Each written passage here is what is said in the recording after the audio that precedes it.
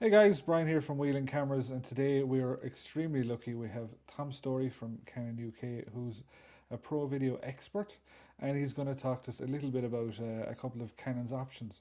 But in this video, we're actually going to talk about the lower end, so nothing to worry about with the extreme high functioning cameras. We're going to talk about if you're starting off and you want something to get into the whole world of it.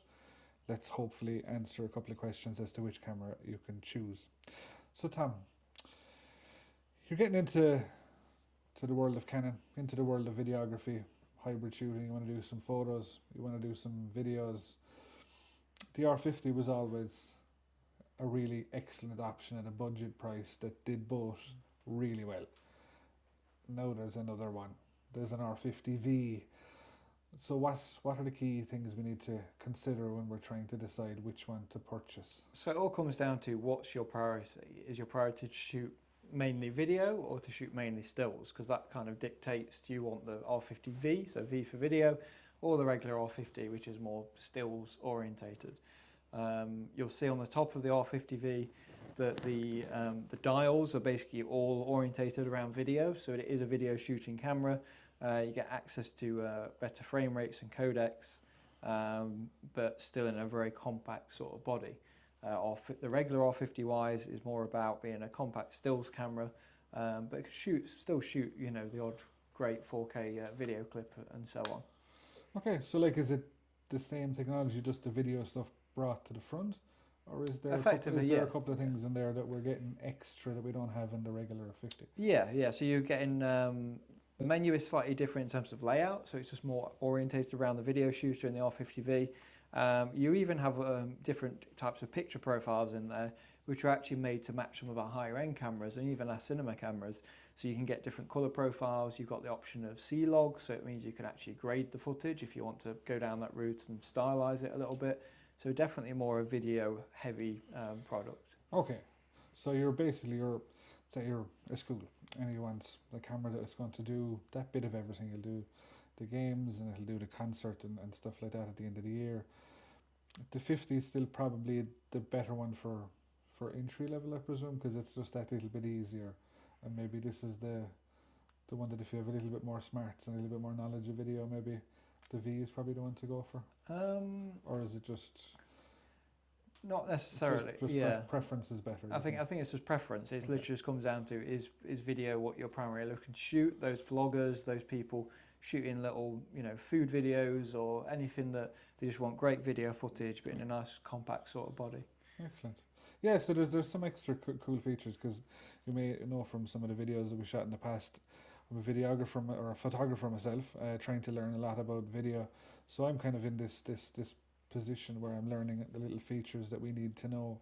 So like for example, this video now we're shooting it on a couple of different cameras, but we're also shooting it on the R50V, and one of the cool features, it has a tally light on the front of it.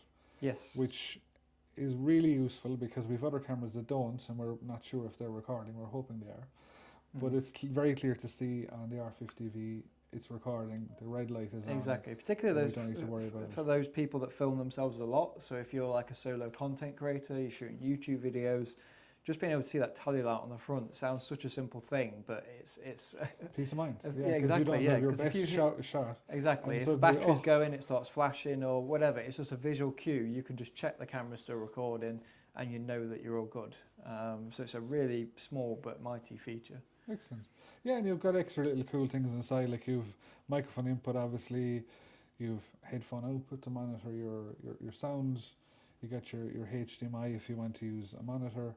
So it's got all the kind of the key features that anyone starting into it will need. Yeah. And then the 50 is a much better option if stills are a large part of what you want to do. And from there then you come to the very similar one, which was released I think about the same time as the V1. Yeah. So this is interesting. The V1. So tell me just a little bit about that.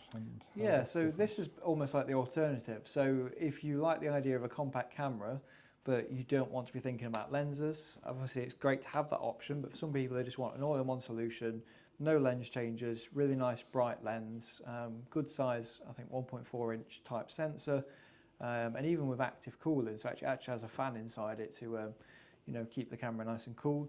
Then the V1 is actually a really great, again, video first sort of option because it is tailored towards those video shooters, those vloggers, those YouTubers, but you don't ever have to change lenses.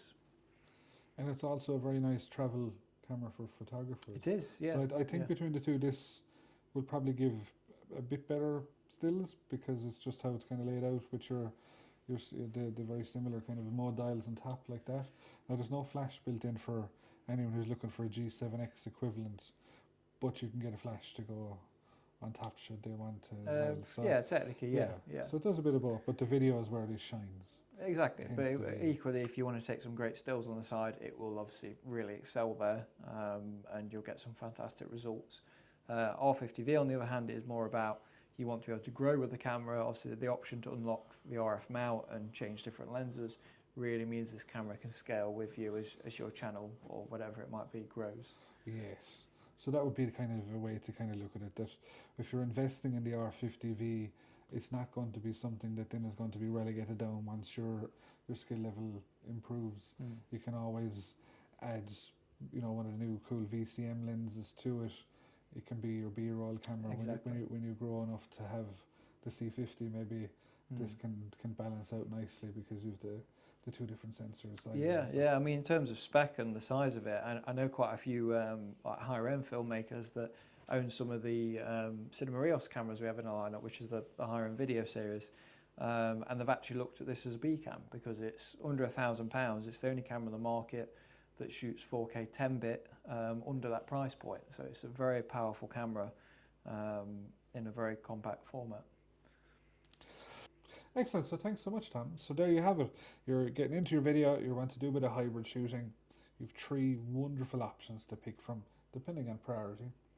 You have the R50, R50V, and the V1. So look, if you want to discuss anything further, pop into Whelan Cameras here in Limerick, or find us online at whelancameras.ie. We're always glad to help and answer any more questions you might have.